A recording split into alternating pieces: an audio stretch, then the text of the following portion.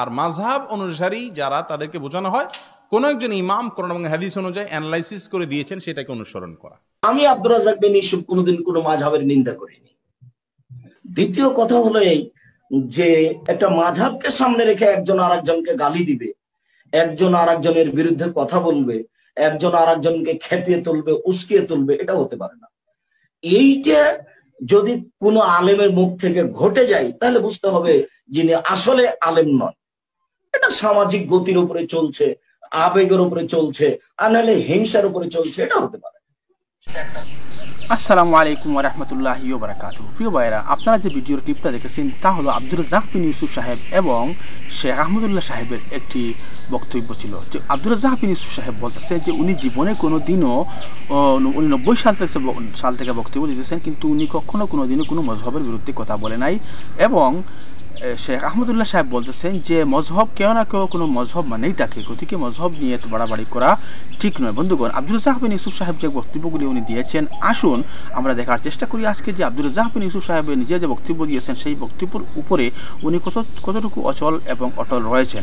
আসুন আমরা আরও একটু সামনে একবারলে বুঝতে পারবো যে আব্দুর রাজ্জাক বিন ইউসুফ সাহেব যে কথাগুলো বলেছেন তার কথাগুলোর মধ্যে কতটুকু বাস্তবতা রয়েছে। আসুন আমরা তা দেখার চেষ্টা করি। আপনাকে আমি একটা কথা বলে রাখি, যারা মাযহাব মানে তারা কবর পূজা করে, এইভাবে শিরক করে। চেয়ারম্যান সাহেব বলে গেলেন যে আপনার নামে লিখিত অভিযোগ আছে থানায়, যে মায়ের বেটা অভিযোগ করেছে তারও সাথে চ্যালেঞ্জ থাকলো। 90 সাল থেকে নিয়ে এখন পর্যন্ত আমি কোনোদিন কোনো মাযহাবের বিরুদ্ধে কথা বলিনি। মাযহাব মানা জরুরি কি না, মাযহাব মানা গুনাহের কাজ, জরুরি কেন? কোনো মাযহাব মানবেন না, পরকাল হারাবে। আপনাকে রমজান মাসে ইলম হাসিল করতে হবে, কোরআন শিখতে হবে। যে কোরআন জানেন, কোরআন শিখেছেন, তিনি অন্তত পক্ষে একবার পবিত্র কোরআন সারা রমজান মাসে শেষ করবেন। এটা হচ্ছে সবচেয়ে বড় প্রস্তুতি। কোরআন খতম হারাম। এখানে দেখলেন আব্দুর রাজ্জাক বিন ইউসুফ সাহেবের আব্দুল্লাহ উনি বলতেছেন যে কি কথা, কোরআন কমসে কম সারা বছরে একটা বার কোরআন শরীফকে পড়া, কোরআন খতম করা প্রত্যেকের জন্য প্রয়োজন। এটা সব থেকে বড় পুস্তিকা। আর এখানে আব্দুর রাজ্জাক বিন ইউসুফ সাহেব বলতেছেন যে কোরআন খতম হারাম, তারাবির নামাজেও না। আসুন বন্ধুগণ, আব্দুর রাজ্জাক বিন ইউসুফ সাহেব তার সামনে কি বলতেছেন একটু দেখার চেষ্টা করুন। কোরআন খতম চলবে না, তারাবিতেও না। জাযাকুমুল্লাহ খায়র। 15 শাবানের ব্যাপারে প্রায় 200 হাদিস আছে। আমরা হাদিসগুলি তলে দেখেছি, আমাদের কাছে হাদিসগুলি গ্রহণীয় নয়। পক্ষান্তরে রাসূল সাল্লাল্লাহু আলাইহি ওয়াসাল্লাম শাবান মাসে বেশি বেশি সিয়াম পালন করতেন। এক মিনিট আমি একটু বলি। 200 হাদিস আছে, এই সবগুলো হাদিস গ্রহণীয় নয়।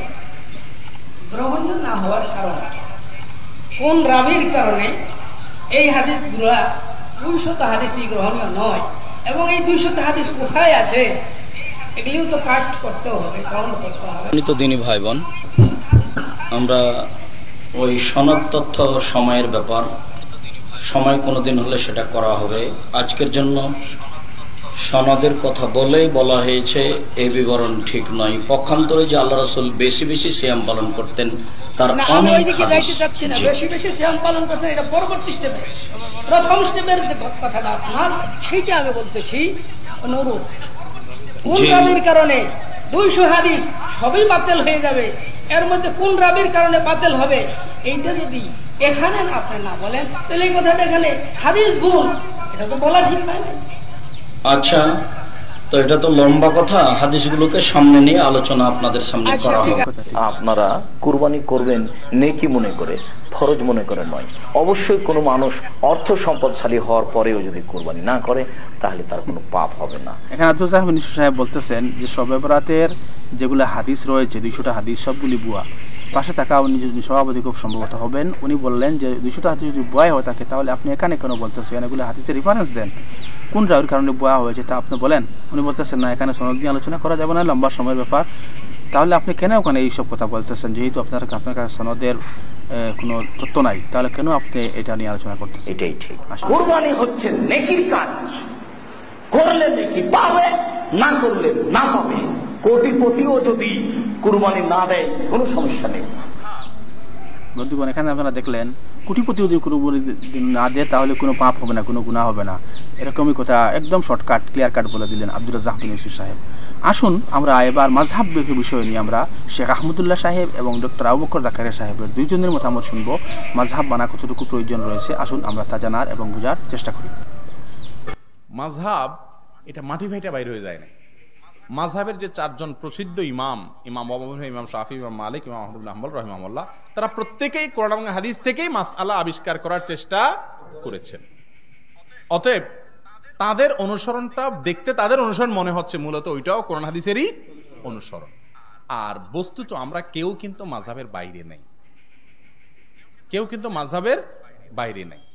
আপনি শেখ আব্দুর রাজ্জাক বিন ইউসুফকে মহব্বত করেন, উনি পেপসি, কোকা কোলা এগুলো খাওয়াকে হারাম বলেন, আপনার কাছে ওনার যুক্তি ভালো লাগছে, আপনি এটা আমল করেন, তাহলে আপনি এই ক্ষেত্রে ওনার মাযহাব মানলেন।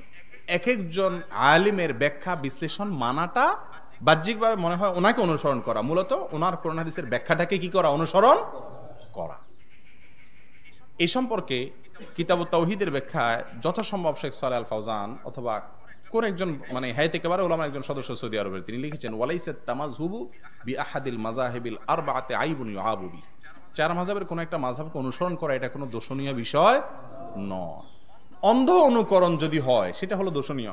আরে ভাই, ইমাম আবু হানিফা রাহমাতুল্লাহির মাযহাবের ওনার ফতোয়ার 1/3 না 2/3 বা এরকম একটা বড় পার্সেন্টেজ হবে, এই পরিমাণে ইখতিলাফ করছে ওনারই শাগরেদ আবু ইউসুফ মোহাম্মদ এবং জুফার রাহিমাহুল্লাহ, ওস্তাদের কথার ব্যতিক্রম করছে, তাহলে কি অন্ধ অনুসরণ করছে নাকি? দলিলে মনে হয়েছে না ওস্তাদটা সঠিক না, ইখতিলাফ করছেন। এবং হানাফি মাযহাব মানে অনেকে মনে করে আবু রহমতুল্লাহ যা বলছে এটাই হানাফি মাযহাব, এটা মূর্খতা। এটা জানেন না আপনি, হানাফি মাযহাবের শত শত মাসালা আবু রহমতুল্লাহর কথা অনুযায়ী ফতোয়া না, ওনার ছাত্রটার বেশি দলিল সমৃদ্ধ ওইটার উপরে ফতোয়া। যারা মনে করতেছেন যে মাযহাব মানে হলো ওই ব্যক্তিকে অনুসরণ করা, তারা ভুল বুঝতেছেন। মাযহাবের সঠিক ব্যাখ্যা তাদের কাছে নাই।